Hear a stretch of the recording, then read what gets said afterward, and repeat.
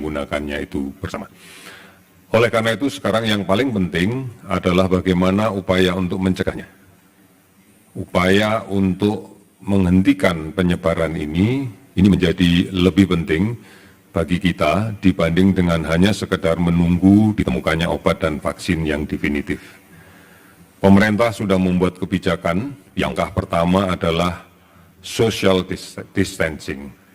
Ini dimaknai bahwa pemerintah menyadari sepenuhnya penularan dari COVID-19 ini adalah bersifat droplet, percikan lendir kecil-kecil dari dinding saluran nafas dari seseorang yang sakit yang keluar pada saat dia batuk, pada saat dia bersin.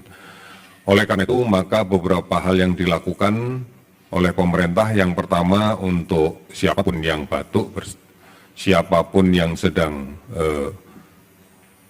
menderita penyakit influenza harus menggunakan masker.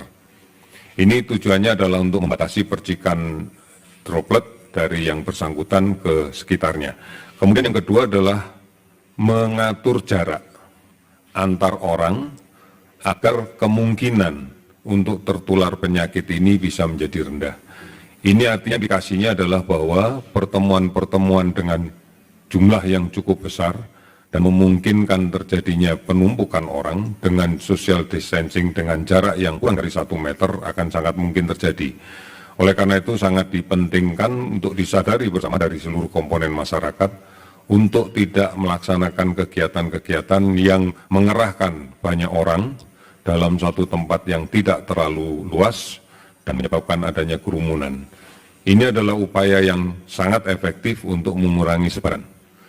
Oleh karena itu, social distancing harus diimplementasikan dalam kehidupan sehari-hari, baik di dalam lingkungan kerja apabila memang tidak memungkinkan bekerja dari rumah, ataupun di kehidupan rumah tangga juga, apabila ini bisa dilakukan dengan baik. Kemudian yang kedua, di dalam konteks upaya untuk mencegah penularan ini, maka penerapan pola hidup bersih sehat dengan selalu mencuci tangan, dengan menggunakan sabun di air yang mengalir, ini juga merupakan langkah yang sangat efektif untuk mengurangi terjadinya penularan akibat COVID-19 ini. Ini adalah gerakan-gerakan yang saat ini semestinya harus mulai kita budayakan. Bukan hanya kita sosialisasikan, tetapi kita budayakan. Dan ini akan sangat bagus untuk bagaimana secara komunal, secara kelompok, secara masyarakat bisa mengendalikan penyakit ini. Kemudian yang berikutnya adalah melakukan pencarian untuk orang yang mengidap penyakit ini positif agar tidak menjadi sumber penularan di masyarakat. Pemerintah dalam waktu dekat akan melaksanakan pemeriksaan secara massal atau kita sebut sebagai screening massal terhadap COVID-19 yang sekarang sedang kita persiapkan keseluruhan. Metode pemeriksaan virus ini memang ada beberapa macam. Tentunya kalau kita lihat dari sensitivitasnya, untuk virus ini yang paling sensitif adalah pemeriksaan dengan metode molekuler, yaitu menggunakan PCR. Tetapi menggunakan pemeriksaan imunoglobulin sebagai upaya tes screening awal dan bisa dilaksanakan secara massal adalah sebuah keputusan yang baik. Beberapa negara sudah melakukan hal ini dan kita pun juga akan melaksanakan. Tujuannya adalah untuk secepat mungkin bisa kita ketahui tentang kasus positif yang berada di masyarakat.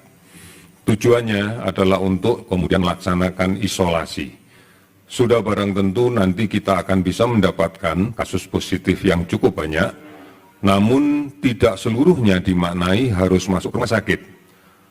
Pada kasus positif dengan tanpa gejala atau kasus positif dengan gejala yang ringan, tentunya akan diedukasi untuk melaksanakan isolasi diri, self-isolation, yang bisa dilaksanakan secara mandiri di rumah, tentunya dengan monitoring yang dilaksanakan oleh puskesmas atau petugas kesehatan lain yang sudah disepakati. Atau juga kita sudah mengembangkan bagaimana kemudian bisa melaksanakan konsultasi tentang kondisi kesehatannya Terima kasih sudah nonton. Jangan lupa like, subscribe, dan share ya.